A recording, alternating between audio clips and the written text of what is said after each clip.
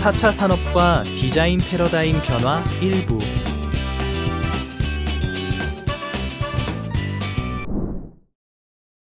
예, 안녕하세요.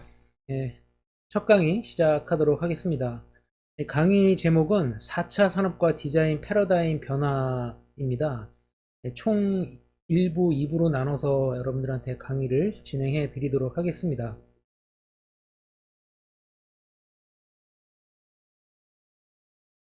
먼저 첫 번째 나온 화면은, 지금 여기 위에 보면은 이제 여러 가지 옛날 아날로그 그 전자제품들이 있고요.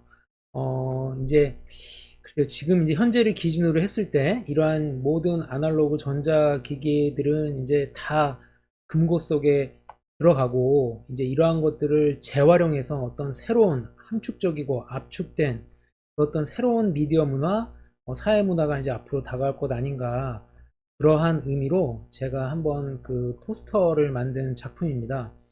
예, 이 오른쪽은 큐브인데요. 큐브 안에 또 다른 그 좀 맞춰지지 않은 아직 퍼즐이 완성되지 않은 큐브들이 이 어떤 커다란 큐브 안에서 끊임없이 지금 그 돌아다니고 또 이렇게 떠다니고 있는 모습을 표현했는데 우리가 겉으로는 뭔가가 그 정리된 듯한 모습을 보이는 삶과 사회 문화를 그 지나고 있지만 글쎄요, 그 눈으로 보여지는 그 이면 그 안에는 정말 그 여러 가지 변화무쌍한 그런 변화가 일어나는 시대에 우리가 살고 있는 거 아닌가, 뭐 그런 의미를 부여한 그런 포스터 작품입니다.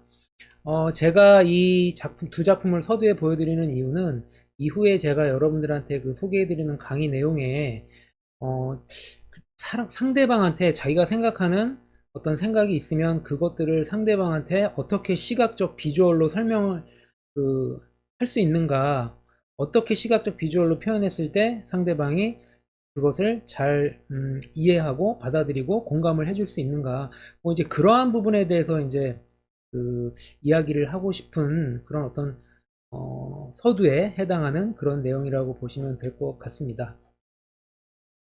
자, 그러면 본격적으로 강의를 이어나가도록 하겠습니다.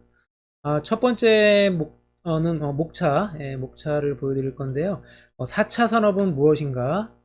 그 다음에 고정관념은 무엇인가? 그 다음에 디자인 크리에이티브는 무엇인가? 비주얼 크리에이티브는 만국 공통어. 이렇게 커다랗게 네 가지 분야로 네 가지 이렇게 그 챕타로 구분을 해서 여러분들한테 강의를 진행을 해보려고 하고요. 일부에서는 4차 산업은 무엇인가, 고정관념이 무엇인가, 디자인 크리에이티브는 무엇인가, 여기까지 다루도록 하겠습니다. 먼저 4차 산업은 무엇인가, 제가 여기에 대해서 한번 좀 여러분들한테 먼저 질문을 던져보고 싶은데요. 실업자 양산 시대, AI가 지배하는 AI에 의지하는 시대, 빅데이터 속에서 허우적대는 시대. 자, 여러분들은 지금 제가 여기 펼쳐드린 세 줄에 해당하는 내용이 그 뜨기 전에 한번 생각을 해 보셨나요? 제가 이런 의미로 여러분들한테 이제 핵심 그 키워드를 말씀을 드렸는데요.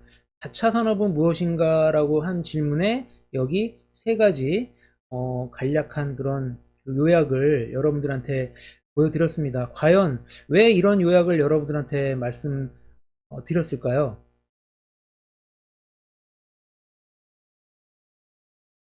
4차 산업은 무엇인가? 네, 이제 여러분들한테 이제 몇 가지 사진을, 준비된 사진을, 자료 사진을 보여드리면서 좀 설명을 해드릴까 합니다. 그리고 앞에 4차 산업은 무엇인가에 대한 그 세 줄짜리 키워드를 여러분들한테 보여드렸는데요. 그거에 대한 왜 제가 그렇게 생각을 하는지 펼쳐지는, 이어지는 강의를 통해서 한번 여러분들과 이야기를 나눠보도록 하겠습니다. 자, 예전에는요, 우리가 어디를 가야 될 때는 자, 뭐가 필요할까요? 지도가 필요하겠죠. 예, 지도. 내가 어디를 가고자 할 때 위치가 어느 위치에 있는지, 거리는 얼마나 되는지, 뭐 그 도시 이름은 뭐 어떻게 되는지, 뭐 그 주변에 뭐 산이라든가 뭐 여러 가지 그 뭐 지형지물이라든가 그러한 것들이 어떻게 되어 있는지 예전에는 뭐 그냥 무조건 지도를 사용을 했을 겁니다.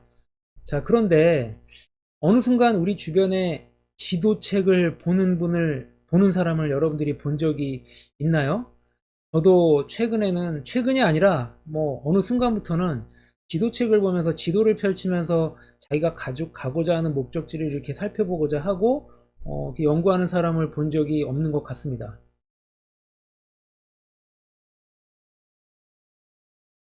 자, 그러면 우리가 지도책을 안 사는 대신에 우리가 어디를 갈 때 어떻게 길을 찾아가나요? 물론 우리가 뭐 요즘은 이제 스마트폰이 그 일상화가 됐으니까 스마트폰을 하나의 어떤 그런 내비게이션 역할을 하는 그런 기계라고 생각을 하면, 그걸 이제 자동차에 대입을 했을 때 우리가 차를 타고 어디를 갈 때 목적지를 그 이제 찾아가기 위해서 차 안에 있는 내비게이션에 목적지를 입력을 하겠죠.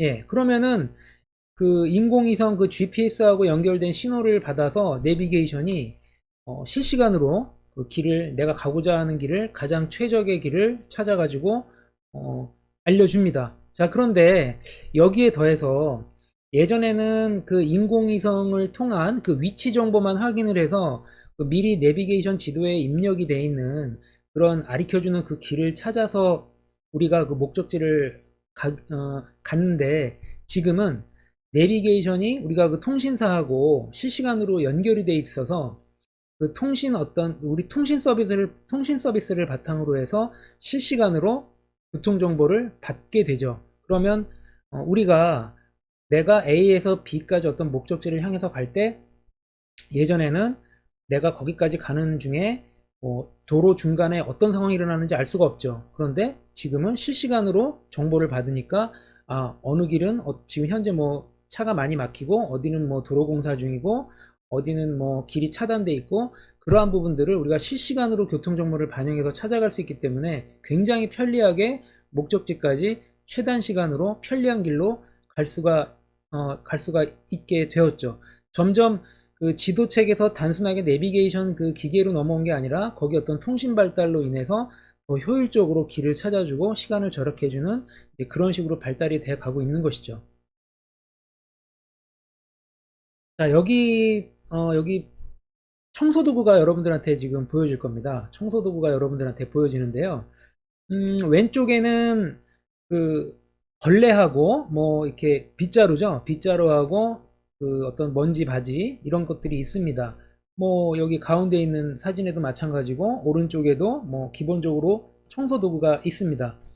자, 그런데 이 청소도구는 절대로 혼자서 움직일 수가 없죠. 분명히 사람이 가지고 그 사용을 하면서 청소를 할 수밖에 없는, 수동적으로 움직일 수밖에 없는 그런 청소 도구입니다. 당연하죠. 예. 어떻게 저 청소 도구가 혼자 걸어 다니면서 일을 할 수가 있겠습니까? 저기 보여지는 것 중에서 이제 사람이 하나씩 저 도구를 들고 청소를 해야 되겠죠. 자, 그런데 여기 보이는 건 뭐죠? 청소 도구입니다. 쉽게 말해서 진공청소기인데요. 이 진공청소기가 만약에 있다면, 만약에 없다면 그냥 빗자루를 가지고 힘들게 먼지를 마시면서 쓸어야 되겠죠. 자, 그러면 넓은 곳 같은 경우는 혼자 그 청소를 다 하려면 그 빗자루질도 하고 뭐 대걸레질도 하게 되면은 시간도 많이 걸릴 뿐더러 몸이 힘들어지겠죠. 그런데 저렇게 진공청소기가 있게 되면은 나 혼자서도 물론 뭐 청소기가 여러 개 있으면 있을수록 좋겠죠. 하지만 저렇게 자동화된 진공청소기가 있으면은 먼지도 쉽게 빨아들이고 먼지를 뭐 마실 일도 거의 없고 비교적 힘이 덜 들어간 힘이 많이 소모가 되지 않겠죠. 아주 여러 사람이 힘들게 이렇게 몸으로 움직여 가지고 빗자루질을 해야 되는데, 저 진공청소기를 가지고 청소를 하면은 이제 조금 더 수월하게 청소를 할 수가 있겠죠. 자, 그런데 여기 여러분들 보이는 진공청소기가 모양이 다 다릅니다. 저 모양이 다 다르다라는 거는 또 어떤 걸 의미하느냐? 여러분들이 만약에 진공청소기를 살 때 뭘 보고 사겠습니까? 성능도 좋아야 되겠지만 디자인을 보고 또 그 마음에 드는 거, 뭐 색상이라든가 모양이라든가, 기왕이면 같은 값이면 모양이 더 예쁘고 나한테 마음에 드는 거를 여러분들은 사고자 하고 싶겠죠. 자, 그러면 앞에 그 수동적으로 사람이 사용해야 되는 청소 도구서부터 여기 진공 청소기까지 어떤 편리성이 발전이 되면서 또 디자인 요소도 같이 계속 들어가면서 따라오는 것 같다라고 여러분들한테 말씀을 드릴 수 있습니다.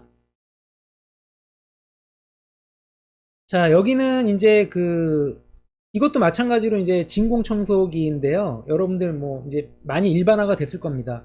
로봇 청소기죠. 로봇 청소기. 어떤 프로그래밍을 이제 입력을 해놓고 버튼을 누르면 저 로봇 청소기가 다니면서 어떤 장애물을 인지해가지고 피해 다니면서 먼지를 흡수하는 그런 이제 로봇 청소기죠. 자, 그런데 제가 이 로봇 청소기를 지금 마지막에 소개해드리는 이유는 자, 앞에서부터 세 단계로 크게 지나왔습니다. 사람이 빗자루를 들고 쓸어야 되고 그 다음에는 간편하게 버튼만 딱 키면은 전기를 꽂고 버튼을 키면 진공청소기를 이용해서 편리하게 청소를 할 수가 있고요. 물론 그 진공청소기 혼자 돌아다니지는 못하죠. 자, 그런데 지금 펼쳐지는 이 로봇 청소기는 내가 버튼만 누르면은 이 로봇 청소기가 집안을 구석구석 돌아다니면서 장애물을 피해 다니면서 때로는 전원이 부족하면은 배터리가 부족하면은 자기 스스로 배터리를 충전해 가면서 청소를 하는 그런 기능을 가지고 있죠. 자, 여기에 제가 강조하고 싶은 거는 이제 여기에 어떤 기능이 또 들어가냐면 무선 어떤 그런 통신, 와이파이를 이용한 어떤 뭐 무선 통신 기술하고 접목이 돼서 저 로봇 청소기에 각종 센서가 달려서 뭐 외부 사람이 침입한다던가 뭐 어떤 집안에 어떤 좀 위급한 상황이 발생을 했다던가 하면 저 로봇 청소기가 어떤 외부인이 침입하면은 그걸 감지해가지고 카메라로 찍어가지고 어떤 집주인한테 사진을 찍어서 무선 전송을 해서 또 어디 경찰한테 신고를 해서 그렇게 하면서 방범 역할, 방범의 역할도 집을 지키는 그런 역할도 하는 기능이 지금 로봇 청소기에는 또 들어갈 수가 있는 것이고 실제로 그런 로봇 청소기가 지금 판매도 되는 걸로 알고 있습니다. 그래서 언뜻 어느 해외 토픽을 보면 로봇 청소기가 도둑을 잡았다 이런 토픽도 제가 본 기억이 납니다. 제가 말씀 좀 전에 드린 것처럼 저 로봇 청소기에 각종 센서와 인터넷 뭐 이렇게 모바일 그런 기술이 접목이 돼서 어떤 상황을 감지하고 무선으로 연결된 네트워크를 통해서 집주인한테 어떤 상황을 전달을 하고 지금 제가 이렇게 말씀을 드리지만 사실 지금도 우리 주변에 많이 그런 게 일상화가 되어 있죠. 뭐 집에 애완견을 키운다든가 아니면 어떤 뭐 집안 상황이라든가 아니면 공장이라든가 어디 내가 중요하게 좀 감시하고 좀 지켜봐야 되는 거 내가 자리를 띄웠을 때 그런 곳에다가 카메라를 달아가지고 뭐 온라인 인터넷을 통해서 스마트폰을 통해서 실시간으로 뭐 보는 그런 것들은 지금 뭐 일상화가 되어 있죠. 자, 또 다른 4차 산업은 무엇인가에 대한 키워드를 설명해 드리기 위해서 예전에는 지하철, 지금은 뭐 이제 전국에 많은 큰 도시에 지하철이 생겼죠. 예전에는 이제 서울만 지하철이 있었는데 지금 강의를 하는 저는 이제 서울에서 어렸을 때부터 자라나고 생활을 해왔기 때문에 옛날에 서울의 어떤 그런 지하철 하면 그 개찰구에서 먼저 표를 사고 표를 뭐 찍고 구멍을 내고 표시를 받고 또 어떤 지하철 앞에 뒤에 승무원들이 타고 있어가지고 문도 일일이 사람 보면서 열어주고 이렇게 또 출발하고 이제 그렇게 이제 굉장히 어떻게 보면 아날로그적인 시대였죠. 그렇게 이제 지하철을 탔었던 모습이 기억이 나는데 지금은 소위 무인경전철이라고 그래가지고 무인전철이라고 그래가지고 컴퓨터에 어떤 프로그램된 입력된 프로그램에 의해서 어떤 열차가 역에서 역까지 자동으로 가고 승객이 있으면은 문을 자동으로 열고 승객이 안전하게 타는 모습을 확인을 하면 또 문을 닫고 자동화가 되어 있죠. 그리고 지하철역이라든가 우리가 어떤 그런 뭐 KTX라든가 이런 커다란 기차역을 가더라도 개찰구에서 어떤 표를 일일이 뭐 표 검사를 안 하고 그냥 바로바로 들어가고 나오죠. 더군다나 또 우리가 기차를 이용하기 위해서 또 고속버스를 이용하기 위해서 표를 살 때 스마트폰으로 온라인으로 예매를 할 수 있고요.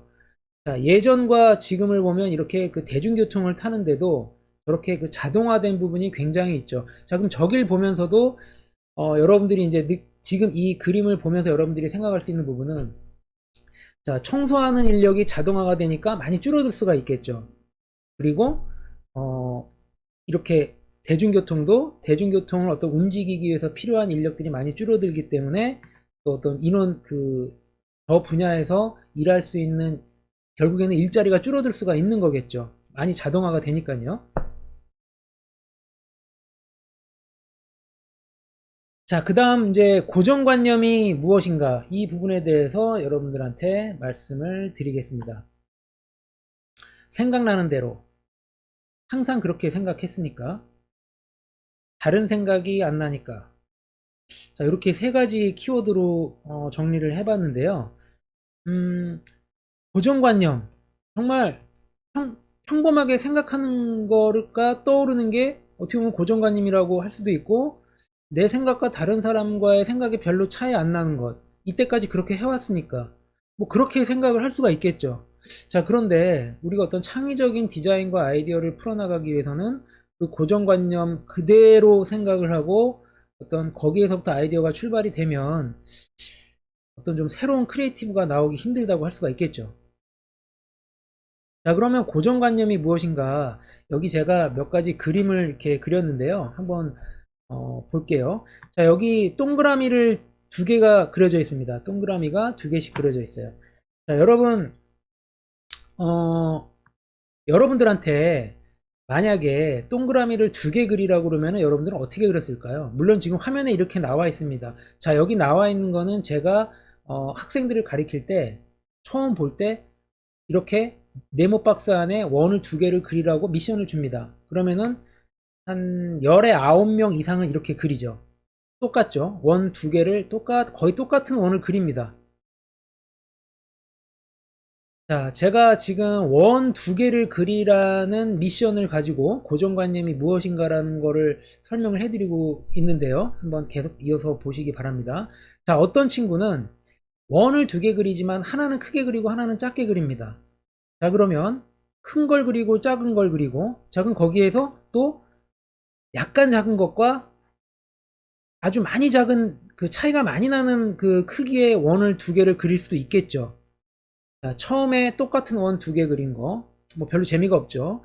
그 다음에는 원을 두 개 그렸는데 크기를 다르게, 크기를 다르게 했는데 그러면은 얼마나 차이가 나게, 얼마나 크게 차이가 나게, 얼마나 작게 차이가 나게, 큰 원과 약간 작은 원, 큰 원과 아주 작은 원, 이런 어떤 또 변화를 주면서 원 두 개를 그릴 수가 있겠죠. 이게 바로 대소입니다. 크고 작은 변화가 일어나는 것. 원 두 개를 그리는데 크고 작은 변화가 일어났죠.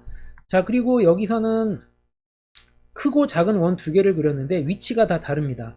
왼쪽에 있는 거는 큰 원이 위에 있고 오른쪽에 있는 원은 밑에, 작은 거는 아래쪽에 있죠. 자, 오른쪽은 큰 원은 밑에 있고 작은 원은 위에 있습니다. 여기는 둘 다 위쪽에 있고, 자, 이걸 보면서 여러분들은 어떤 느낌을 받나요? 우리가 보통 같은 모양이라면은 크면은 무게감을 더 크게 느끼고 작으면은 좀 가볍다라는 느낌을 받습니다. 자, 여기 첫 번째 그림 같은 경우는 큰 게 위에 있고 작은 게 아래에 있다 보니까 조금 불안한 느낌을 받을 수가 있죠. 불안한 느낌을 보는 사람한테 좀 안겨줍니다. 이 밑에 있는 것도 마찬가지고요. 왠지 위에 떠 있는 것 같죠? 자, 여기 같은 경우는 큰 게 아래쪽에 있으니까 조금 뭐 보는 사람으로 하여금 안정감. 오른쪽에 있는 거는 두 개가 다 이렇게 바닥에 떨어져 있는 것처럼 보이니까 크게 어떤 그런 그 불안감을 보여주지는 않죠.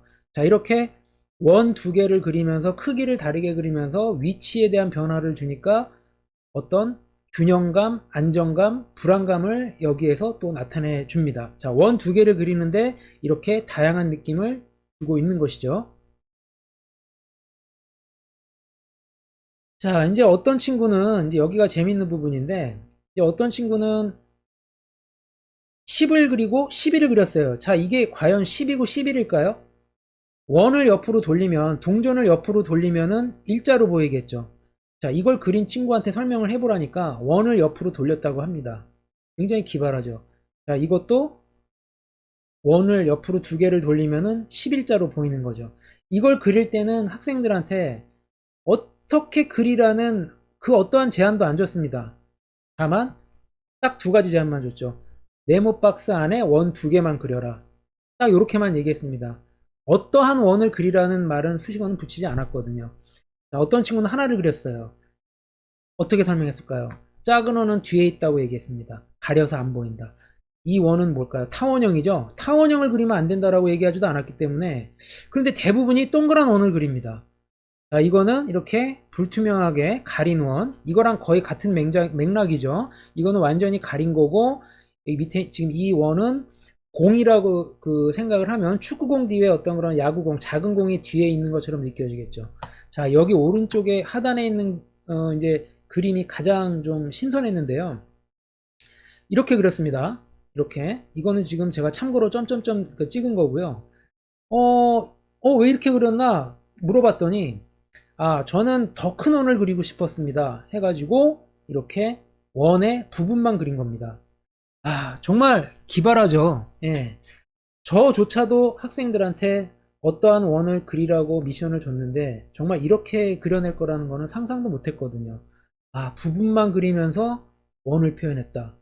자, 우리가 사람을 보더라도 뒷모습만 보고 신체의 일부분만 보고서도 남자인지 여자인지 알 수가 있고 어린아이인지 어른인지 구분할 수가 있죠. 다 보여주지 않고서도 몸의 일부만 보여주면서도 어떤 사람인지 아닌지 남자인지 여자인지 어떠한 동물인지도 알 수 있듯이, 아, 이걸 그린 친구는 원의 일부분만 그리면서 저는 커다란 원을 그렸고 나머지는 종이가 작아가지고 그 박스 바깥은 그릴 수 없으니까 이렇게 그렸습니다라고 말을 했습니다.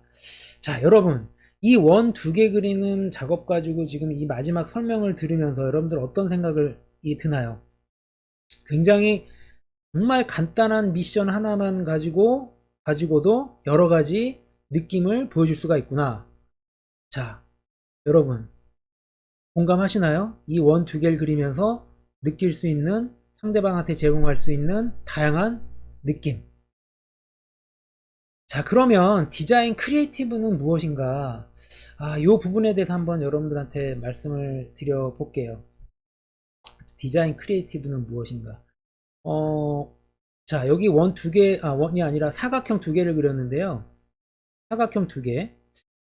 왜 그렸을까요? 자, 이거는 원래 여러분들한테 제가 두 개를 그려가면서 차근차근 그려가면서 질문을 하면서 제가 하나하나씩 답변을 드리면서 해나가야 되는데, 이건 이제 영상으로 여러분들한테 보여드리는 거다 보니까 제가 어떤 그 사례를 가지고 얘기할 수밖에 없기 때문에 여러분들도 이 그림이 나오는 중간에 상상을 하고 한번 맞춰보시기 바랍니다.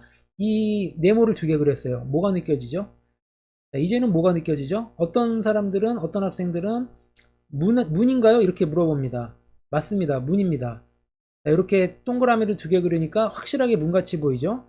그런데 두 개를 그렸어요. 왜 두 개를 그렸을까요? 문이 두 개가 필요한 곳은 어딜까요? 화장실이겠죠. 네. 왜 화장실? 우리 보통 어디 가면 집에서야 뭐 남자용 여자용 구분은 없지만 우리가 어떤 공공장소를 가면 남자 화장실 여자 화장실이 있겠죠. 자, 그런데 우리가 한글을 모르면은 들어갈 수가 없겠죠. 즉 문자 언어를 모르면은 남자인지 여자인지 읽고 해석을 할 수가 없으면은 찾아서 들어갈 수가 없습니다. 자, 그런데 위에 이렇게 기호를 그려 넣으면 알 수가 있죠. 자, 이 기호 남자 여자를 나타내는, 남성 여성을 나타내는 생물학적, 그러니까 동물학적으로도 표시가 되나요? 어쨌든 남자 여자를 알 수 있는 생물학적 기호를 표시를 해 놓으면 이 기호를 공부한 전 세계 누구나라면 남자를 상징하고 여자를 상징하는 걸 알 수가 있기 때문에 어디가 남자 화장실이고 어디가 여자 화장실인지를 알 수가 있겠죠. 자, 이게 이제 기호입니다. 자, 그 다음에는 우리가 남자를 상징하고 여자를 상징할 수 있는 게 뭐가 있을까요? 구두가 있겠죠. 하이힐, 남자 신사와 여자 하이힐. 그림을 좀 너무 못 그렸나요? 예, 사진을 보여드리면은 여러분들한테도 실감이 날 수도 있는데, 이거 보통 실제로 어떤 여러분들한테 그려가면서 하는 이미지다 보니까 이렇게 보입니다. 자, 위에 중절모, 어떤 그 여성이 쓰는 커다란 어떤 챙이 넓은 모자, 이런 식으로 화장실 문 앞에다가 이런 그림이라든가 신발이라든가 모자를 걸어 놓으면 어떤 게 남자를 상징하고 여자를 상징하는지 충분히 알 수가 있겠죠. 자, 그러면 여러분들한테 한번 좀 그 미션 한번 드려볼까요? 우리가 어떤 한정식집, 고풍스러운 한정식 집이라면은 한옥집 같이 생겨 있고, 그런 데에 어떤 화장실이 있고 남자 화장실을 여자 화장실을 구분할 때는 어디에서 아이디어를 가져오면 좋을까요? 한복 같은 데서 아이디어를 가져오면 좋겠죠. 마찬가지로 고급 레스토랑이라든가 커피숍 같은 경우는 어떤 남자 신사복이라든가 여자 정장, 넥타이라든가 뭐 그런 부분에서 아이디어를 가져와서 시각적으로 표현할 수가 있겠죠. 자, 바로 이 구두서부터 위에가 크리에이티브입니다. 내가 화장실, 남자 화장실, 여자 화장실을 표현할 때 어디에서 시각적 아이디어를 가져와서 보여줄까? 그런 아이디어를 생각하는 것. 자, 첫 번째는 문자, 언어, 워드, 텍스트, 타이포그래피. 이거는 이해를 못하면은 알 수가 없는 거죠. 언어를 모르고 문자를 모르면은 알 수가 없습니다. 자, 기호서부터는 이제 알 수가 있죠.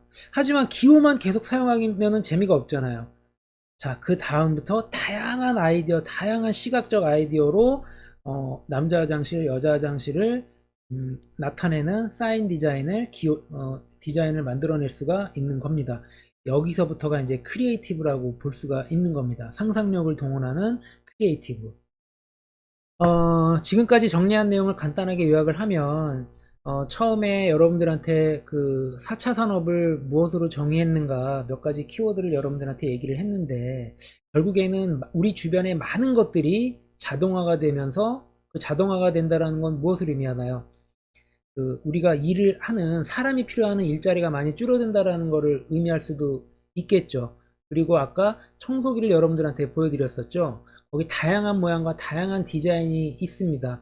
자, 그러면 어쨌든 우리가 실생활을 하면서 그 무엇인가를 필요로 하고 사용을 하고 구입을 할 때는 어떤 그 예쁜 것, 예쁘고 기능도 좋고 보기 좋은 것들을 사게 되니까 그러한 제품을 만들기 위해서는 반드시 또 디자이너가 필요하고 디자인이 필요하다는 거. 어떤 4차 산업으로 가면서 일자리는 줄어들지만 디자인이 필요로 한 영역은 계속 존재한다. 아까 다시 앞으로 가서 옛날에 그 기차, 전철, 고속버스, 그 대중교통을 움직이기 위해서 사람이 많이 필요했는데, 그걸 운영하기 위한 사람이 많이 필요했는데 많이 자동화가 됐다라는 거. 자, 그런데 자동화가 되었지만 뭐 기차나 버스서부터 포함해서 스마트폰이라든가 그 안에 담겨져 있는 다양한 컴퓨터 프로그램이라든가 앱이라든가, 자, 이런 것들은 또 누군가가 디자인을 해야 되겠죠. 자, 요약하면 4차 산업을 맞이해서 여러 가지 디자인 패러다임이 변화가 되겠지만, 사람이 순수하게 생각을 통해서 나타내야만 하는 디자인의 영역은 계속 존재할 수밖에 없다. 사람의 창의성, 크리에이티브를 필요로 하는 영역은 계속 존재하고 필요할 수밖에 없다라는 것을 강조하면서 여기서 일부를 마치도록 하겠습니다. 감사합니다.